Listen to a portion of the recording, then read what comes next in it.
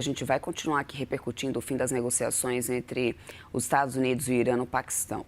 Além do anúncio dos americanos em fechar o Estreito de Hormuz para os iranianos. E, claro, o efeito disso tudo, gente, no petróleo.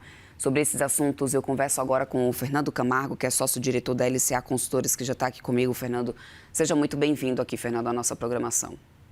Bom dia, Débora.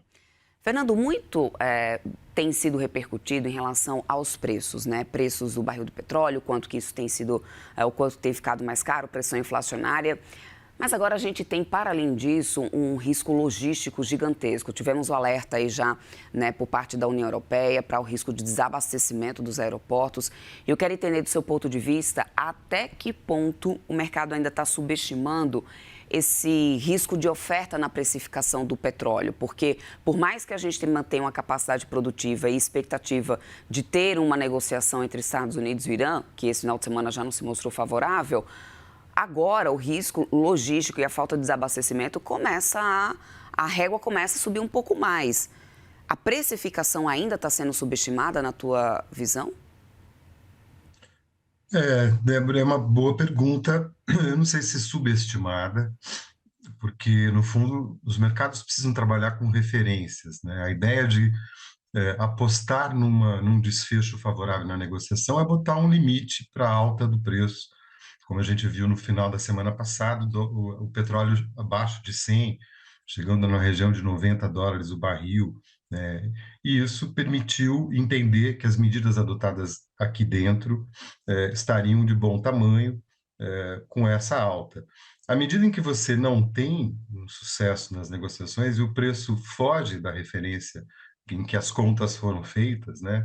Então vai para cima de US$ 100 novamente, você perde as referências e começa a ter dúvidas se as medidas seriam suficientes para acomodar as pressões de preço que estão chegando. Então, se subestima à medida em que você aposta num cenário que precisaria se confirmar para que toda aquela engrenagem de política que você imaginou funcionasse.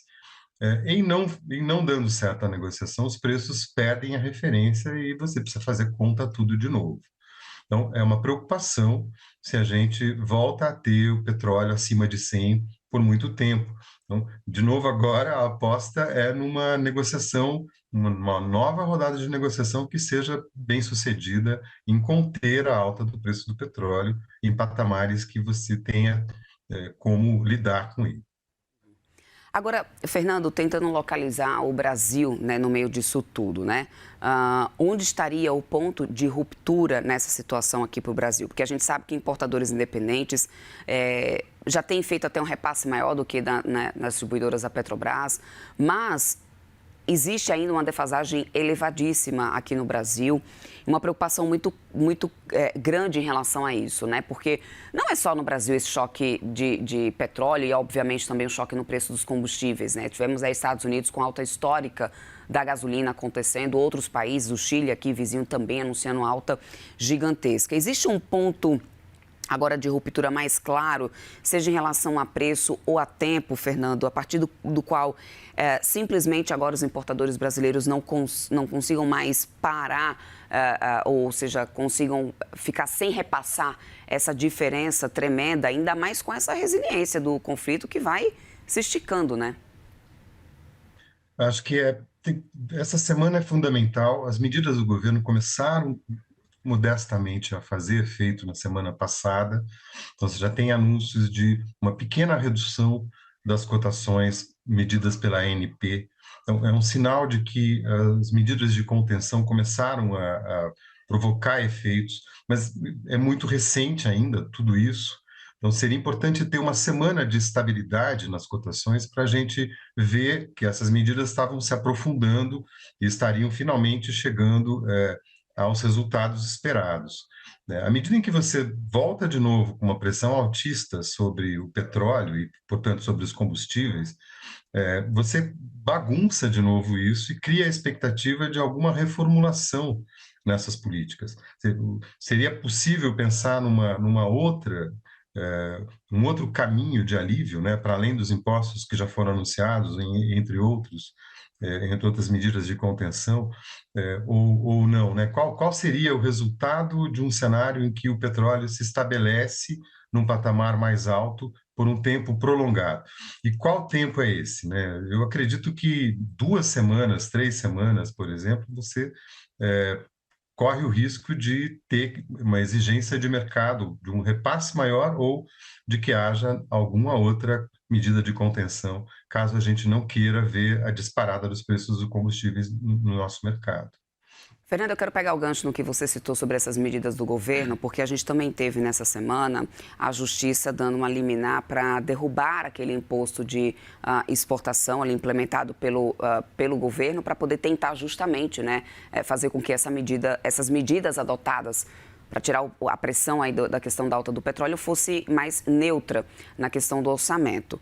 A Justiça tem mantido essa liminar, derrubando essa questão desse imposto de exportação. Ou seja, a gente pode estar aqui falando também de um impacto orçamentário, ou seja, de um aumento de risco fiscal no Brasil devido ao choque de petróleo com a guerra no Oriente Médio? Acho que não, Débora. A gente tem feito essas contas Tá. mais amplamente. Claro que essa taxa sobre as exportações ajudaria muito a fazer essa compensação, mas aqui tem outras fontes de entrada de recursos a partir da Petrobras, tem outros impostos, né? Mas além de royalty e taxas diretas sobre a produção do petróleo local, tem imposto de renda, tem contribuição social sobre o lucro, tem uma série de, eh, de taxas e impostos que são capazes de capturar essa alta e isso ser mais relevante do que as medidas anunciadas de redução dos impostos. Então, o balanço ainda é líquido e positivo. Não é necessário, né, nas contas fiscais, que você mantenha essa taxa sobre a exportação.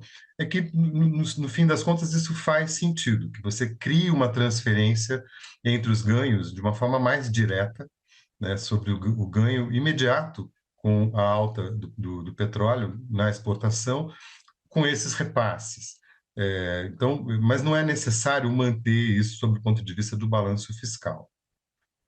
Agora, Fernando, voltando um pouco nessa questão dos aeroportos, né, depois desse alerta feito, né, nesse final de semana dos aeroportos europeus em relação à falta de combustível, a risco de desabastecimento, até que ponto também aqui no Brasil a gente está exposto a esse tipo de problema na tua avaliação?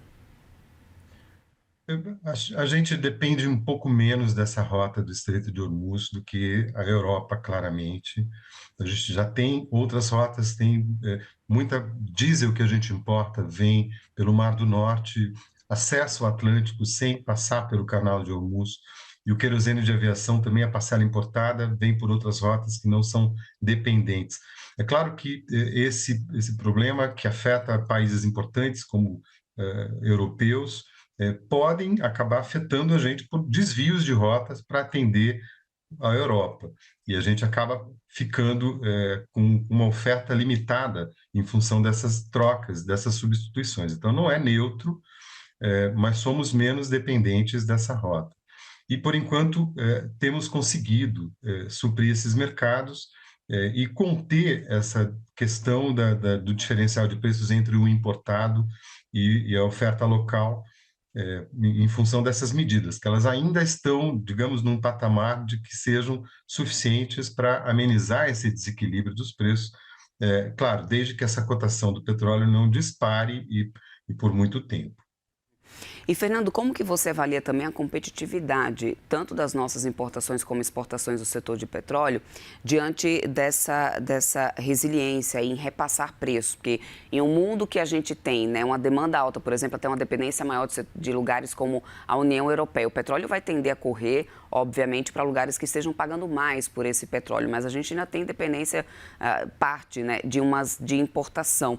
Como que você avalia hoje, então, a competitividade tanto para a importação como para a exportação do Brasil, diante dessa variação e instabilidade de preços no mundo de commodities? Não é possível pensar que você compraria por preços menores do que o que estão sendo praticados.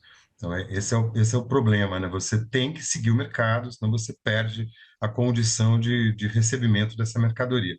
É possível que você tenha e esteja tendo ainda restrições de oferta, Então, parte dos produtores no Oriente Médio sendo afetados pela sua capacidade produtiva com a guerra, então está diminuindo a oferta e isso pressiona preços. É necessário que você pague o mesmo que se paga em qualquer outro mercado para conseguir receber esse produto. Então, aí não tem a competitividade nesse sentido, totalmente regulada pelo preço e é impossível pagar menos do que outros mercados. Do ponto de vista das exportações, a gente tem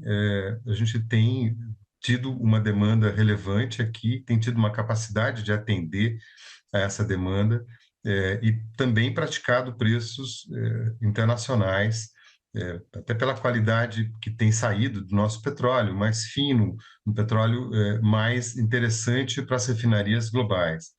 Então, acho que, mas de toda forma, esse é um mercado em que o preço é o regulador por natureza desses tradings, né? Não tem como praticar preços diferentes. E o que manda aqui é a logística, né? O quanto que você paga mais pelas distâncias, enfim, pelas rotas diferenciadas que você tem que criar. Mas o preço da commodity é quem regula. Então, qualquer centavo adicional se a gente não for fazer o repasse imediato aqui pela Petrobras para se igualar os preços do importado, teriam que ser cobertos por algum outro mecanismo adicional também de compensação via impostos desse diferencial de preços da importação versus o preço local. Feito. Quero muito agradecer seu tempo aqui conosco. Conversamos com o Fernando Camargo, sócio-diretor da LCA Consultores. Meu querido, sempre bem-vindo por aqui. Boa semana para você e até uma próxima. Muito obrigado, ótima semana. Até mais.